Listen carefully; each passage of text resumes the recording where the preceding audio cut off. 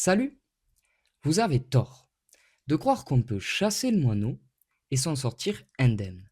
Vous vous dites qu'il est tout petit et qu'il est partout, donc que si on le chasse, c'est pas si grave. Bien sûr que si, et avec des conséquences bien plus importantes que vous n'imaginez. Laissez-moi vous expliquer pourquoi avec seulement deux histoires. Et deux histoires vraies. La première, elle se passe aux Pays-Bas. En 2004, le meurtre d'un moineau est devenu une véritable affaire judiciaire. Et l'auteur du crime, il en paie encore les conséquences aujourd'hui, vous verrez comment. Pour la seconde, on va voyager un peu plus loin. On va dans un pays qui a voulu chasser le moineau, pour éviter qu'il ne vienne picorer les récoltes et surtout pour faire augmenter les productions agricoles. Problème, ça a conduit à une des pires famines de l'histoire humaine.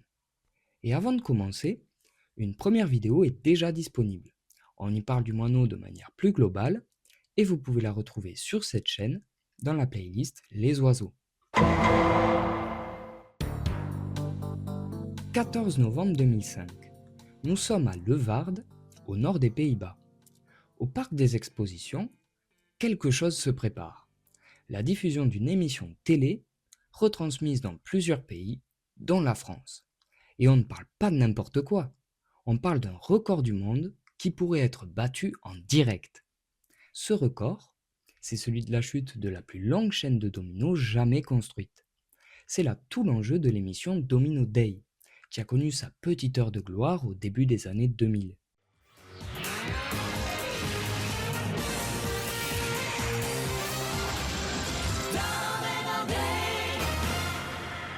Bonsoir à tous et merci de nous rejoindre. Nous sommes en direct de Hollande. En plus d'un record potentiellement battu, l'émission propose à voir de l'art dynamique, c'est-à-dire une œuvre qui se dévoile par un mouvement particulier. Ici, le mouvement en question est provoqué par la chute des dominos qui laisse apparaître des fresques aux yeux des spectateurs. L'émission est annuelle depuis sa création en 2000. Chaque année, les fresques présentées ont leur propre thème commun. Pour l'édition 2005, le thème est intitulé Les histoires éternelles. Bon, le titre est un peu vague, mais il désigne les contes les plus réputés au monde au travers des époques, comme par exemple Robin des Bois ou Pinocchio. Le record à battre, établi l'année précédente, c'est 3,99 millions de dominos tombés. Et pour cette année, ce sont donc pas moins de 4 321 000 dominos qui sont alignés. Une centaine de constructeurs, venant de 12 pays différents, passent des mois à positionner toutes les pièces. Ce 14 novembre, nous sommes à 4 jours de l'événement. Plus de 3 millions de dominos sont déjà installés. L'accès au lieu est strictement encadré pour préserver la surprise et pour éviter des accidents. Mais ce jour-là, une exception est faite à l'équipe de journalistes d'une chaîne d'information locale. Ils sont invités à assister aux préparatifs. Et à un moment, un des caméramans ouvre une fenêtre simplement pour aérer la pièce. Et là, un moineau en profite pour entrer. Autrement dit, un danger se met à planer, littéralement, au-dessus du record du monde. Et c'est là que le spectacle commence. Parce que les organisateurs, ils vont pas se jeter sur lui tout de suite, pour éviter qu'il ne prenne peur et qu'il s'enfuit. Sauf que le moineau finit par prendre peur. Et évidemment, il sait plus par où il est rentré. Il s'envole et il heurte une fenêtre, fermée. Donc il tombe et il atterrit sur quelques dominos qui chutent avec lui. Mais toute la chaîne de dominos n'est pas compromise pour autant. Les équipes avaient anticipé ce risque de chute prématuré avec la technique qui est utilisée dans les compétitions de dominos. Plusieurs pièces sont volontairement retirées et ça permet en cas de chute de stopper le mouvement au bout de quelques dominos seulement, sans qu'il n'affecte toute la chaîne. Dans la salle, il y a 750 dispositifs de ce type. Donc lorsque le moineau percute les dominos, ce ne sont que quelques centaines de pièces qui tombent. Mais l'oiseau reste libre et fait tomber une deuxième série de dominos. En quelques heures, il pourrait ruiner tout le travail de préparation réalisé jusque-là et surtout, l'événement ne pourrait plus se tenir. L'émission est dans 4 jours. Donc vous vous doutez que la production de l'émission, la société Endemol, veut chasser l'oiseau. Et vite. Les premiers à passer à l'action, ce sont les agents de sécurité. Il tente de coincer l'animal dans un coin de la pièce pour ouvrir une fenêtre et le faire sortir. Ils y parviennent et le moineau s'envole, mais dans la direction opposée à la fenêtre, en revenant vers le milieu de la pièce. Et à ce moment-là, tout le monde se mobilise. On tente d'aveugler l'animal avec les flashs des caméras, on jette des sacs de matériel comme des filets, mais rien ne fonctionne. Le pire, c'est que les projectiles, ils atterrissent sur des dominos, donc le problème s'aggrave et la panique s'installe.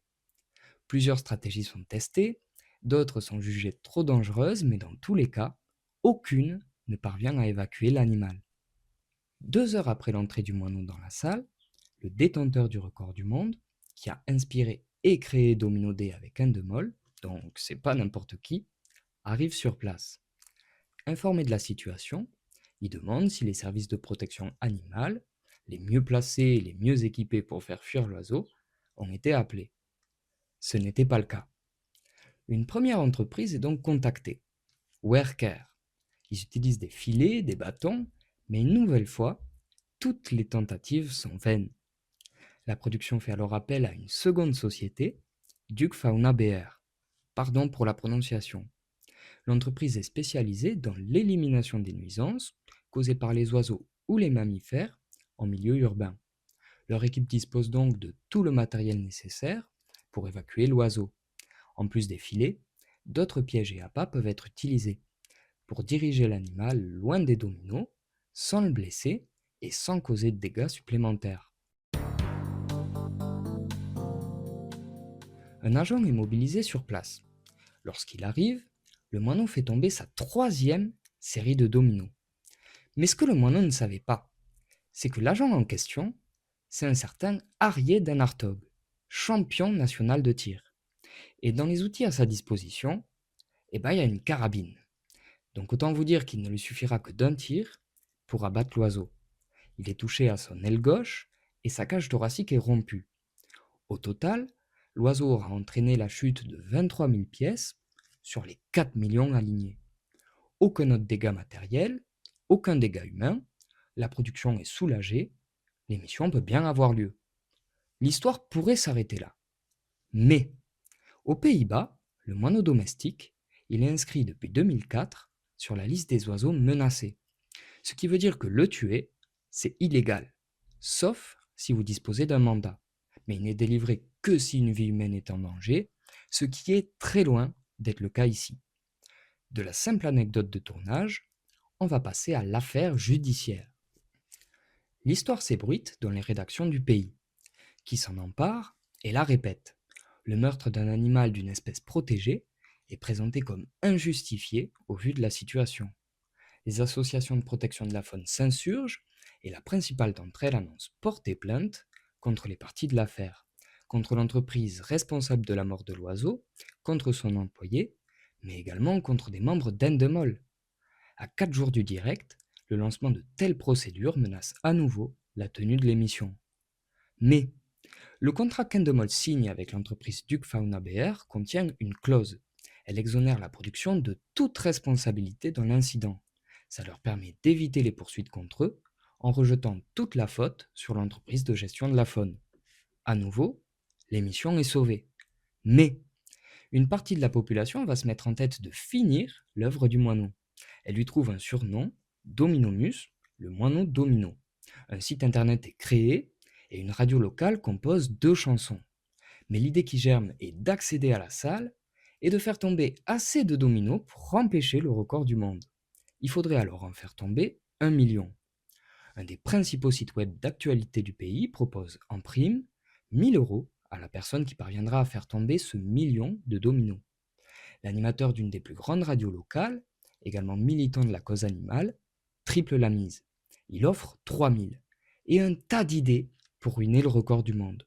Par exemple, l'introduction de balles rebondissantes dans le système de ventilation pour qu'elles finissent leur course au milieu de la scène principale, ou le déclenchement d'un feu d'artifice à proximité pour faire tomber les dominos par les vibrations du sol. Les habitants tentent leur chance et font alors preuve de créativité. Ils arrivent armés de souffleurs de feuilles ou de souris. Mais les lieux de tournage sont déjà surveillés 24 heures sur 24. La surveillance du plateau est renforcée, Mais la production reste fébrile. Une protection policière supplémentaire est demandée à l'administration de la commune.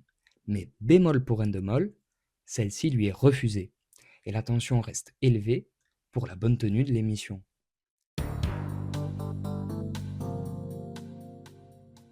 Sur Internet, nous sommes à l'époque des blogs.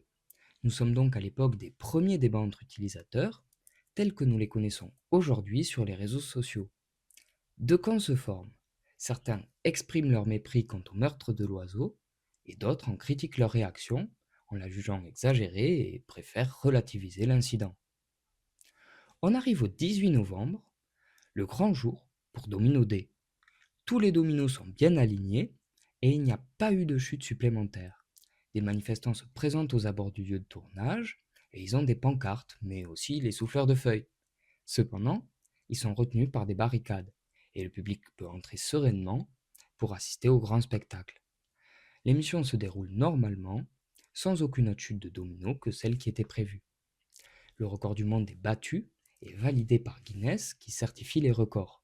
Mais ce record dépasse tout juste les 4 millions de pièces tombées, un peu moins que les 4,3 millions prévus.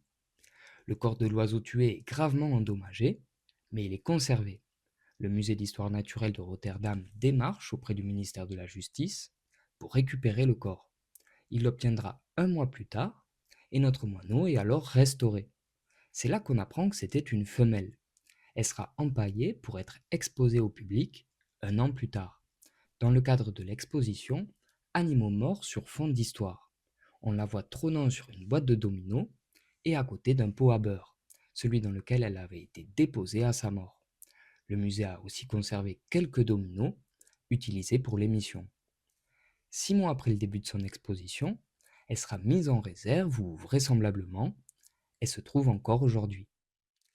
Et quant à notre champion du tir, c'est pour lui que les conséquences se font sentir aujourd'hui. Et c'est aussi pour ça que je vous parle de cette histoire.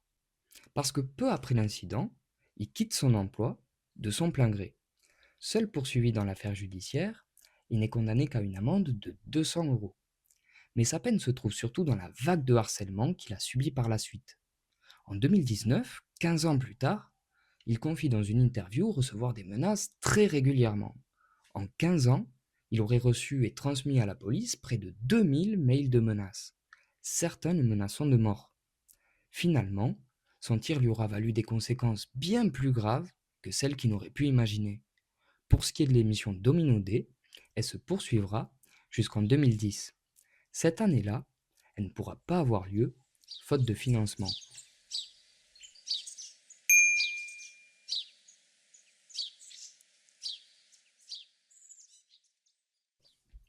On change d'ambiance.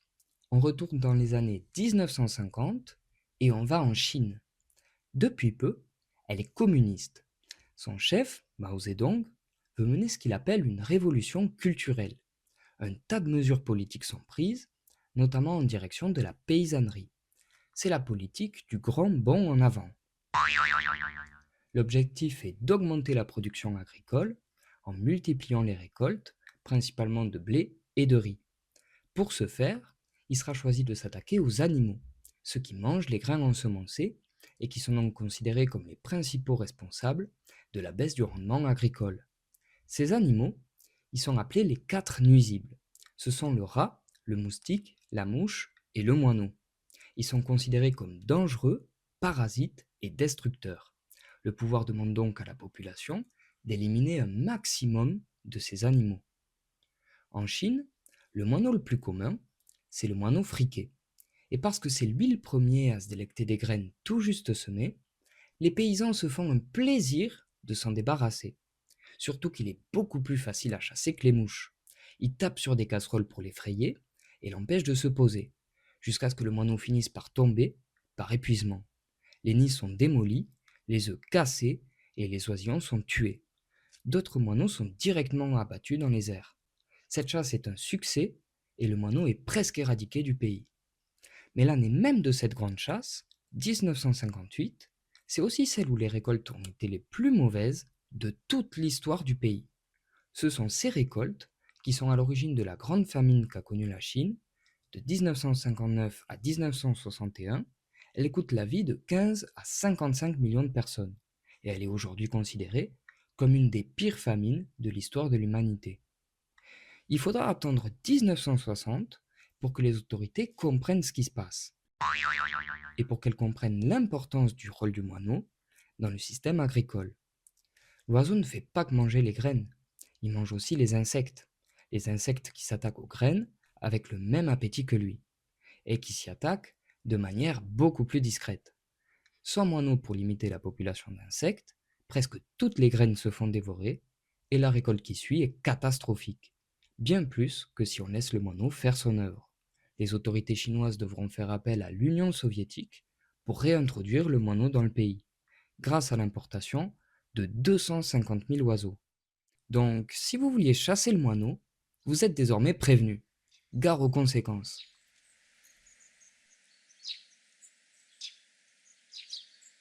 C'est tout pour aujourd'hui. Merci beaucoup d'avoir suivi cette vidéo.